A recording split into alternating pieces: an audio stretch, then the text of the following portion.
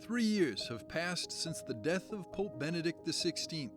EWTN sat down for an interview with 3 of his closest companions: Archbishop Georg Gänswein, who served as his private secretary until the end of his life; Professor Ralph Weimann, who is dedicated to preserving and promoting Benedict's spiritual legacy through various initiatives; and Swiss Cardinal Kurt Koch, who shared his personal recollections of the unique qualities of Joseph Ratzinger.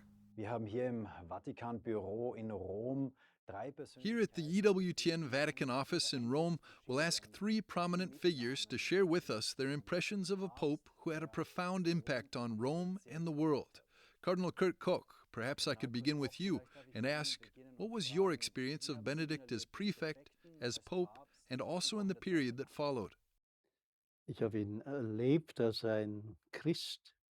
He was a Christian who was deeply rooted in his faith and who wanted to justify this faith in response to the questions people ask today and pass it on to others. He always was convinced that faith is the best thing that could happen to people. Das Beste für die Menschen ist. Erzbischof, Sie haben ihn ja sehr nahe begleitet über viele Jahre. Archbishop Gänswein, you were close to him and accompanied him for many years. Looking back now, what are the first things you remember when you think back on that time with Pope Benedict? Die Erinnerungen, sie laufen das ganze Jahr mit mir, aber im Hinblick auf The memories stay with me throughout the years. Tag wird sozusagen die Präsenz, die geistige Präsenz Benedikts immer stärker, nolens volens. But as the anniversary of his death approaches, Benedict's presence, his spiritual presence, becomes ever stronger. Lernens, eine Zeit, in der ich einen Mann kennengelernt habe, den ich bereits schon aus der Literatur, aus der Theologie kannte. It was a great time of learning for me, a time when I got to know a man who I already knew from literature and theology. Lesen, von ihm gelernt zu haben und nun mit ihm zu leben. But now, this combination of living together and learning from him has influenced my personality and my life in a very special way. For that, I am only grateful. Professor Weimann, Sie helfen Professor Weimann, amongst other things, you're organizing the annual Benedict Forum. da, verorten Sie das? Pope Benedict has left us a rich treasure trove of theological works, in which he provides guidance and principles. Everyone must then apply these in their own way to their own lives. But these principles are valid, and more people are longing for them. I know that there is a great deal of interest. Ganz konkret, wie sind What are these principles?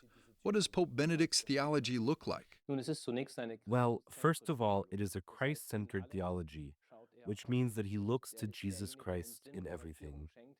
He is the one who gives us meaning. He is the meaning. That is how Pope Benedict describes it. He is the Logos, the one who gives us orientation and direction.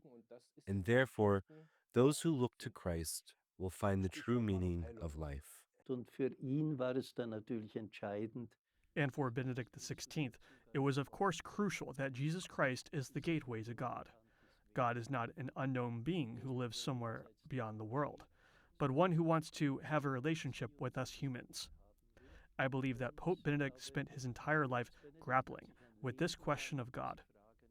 He also put it this way: there is such a deafness toward God today, and there is nothing more important for the Church, and therefore also for the Pope, than to reopen people's access to this living reality of God.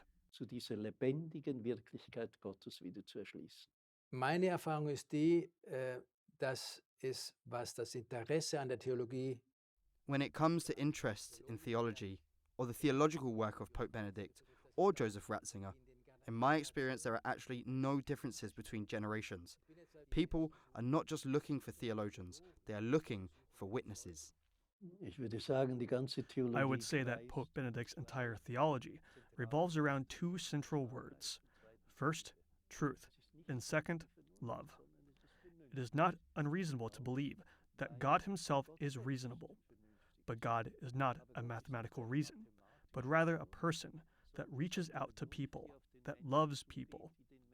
And there, Benedict appealed to people, saying that humans are not only capable of truth, but need truth, and that the real answer to this truth is God himself. Und dass die eigentliche Antwort auf diese Wahrheit Gott selbst